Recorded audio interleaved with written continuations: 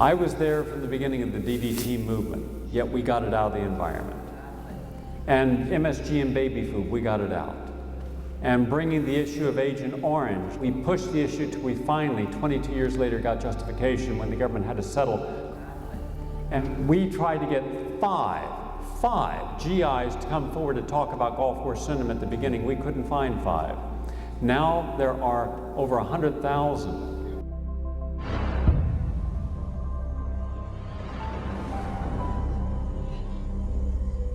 Anyone on Prozac is 12 times more likely to attempt suicide.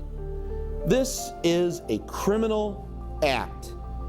And I want to know why these criminals are still walking the streets.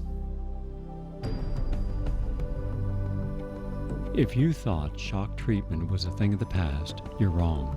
Electroconvulsive therapy is making a comeback.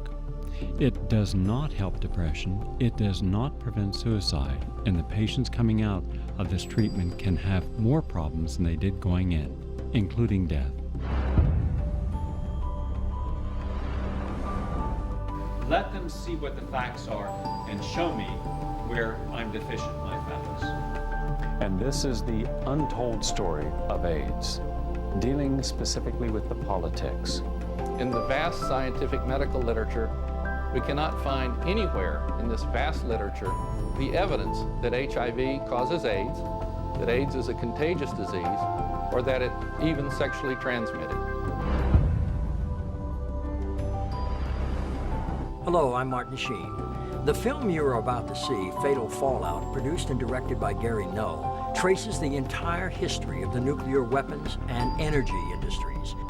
8 legislators have asked to close the plant. But the industry that supports nuclear facilities say, no, it's safe, there's not a problem. What if there is an accident? What will happen to all these millions of people? In all your lifetimes, women weren't allowed to run a marathon. Who was right? All the medical authorities that said you shouldn't run?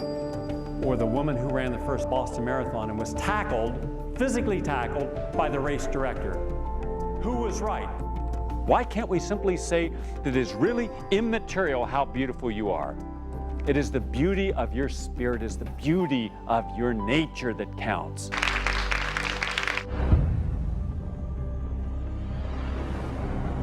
Psychiatrists involuntarily commit African Americans 3 to 5 times as often as they do whites.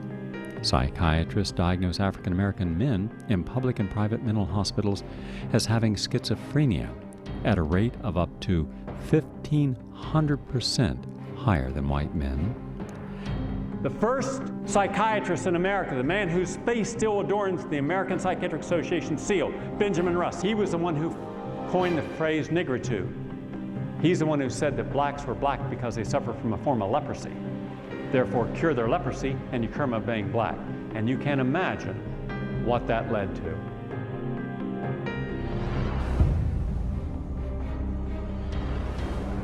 More than 100,000 of the service personnel that served in the Gulf are claiming that they are suffering from Gulf War syndrome. What is it the Pentagon, the Defense Department, the Veterans Administration fears by being open, candid, coming forward and laying all the facts before the American public?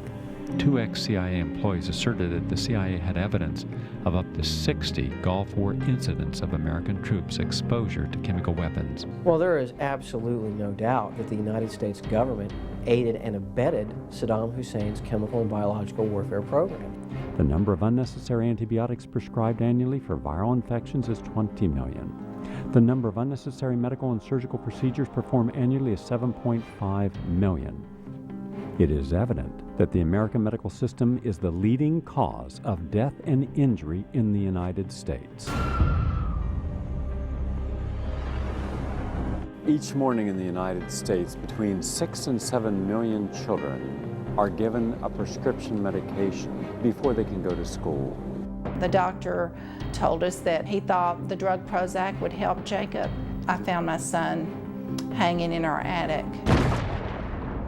Stop putting drugs into kids and telling them they're disordered in some way. I believe that Eric Harris was literally driven crazy while taking this antidepressant drug.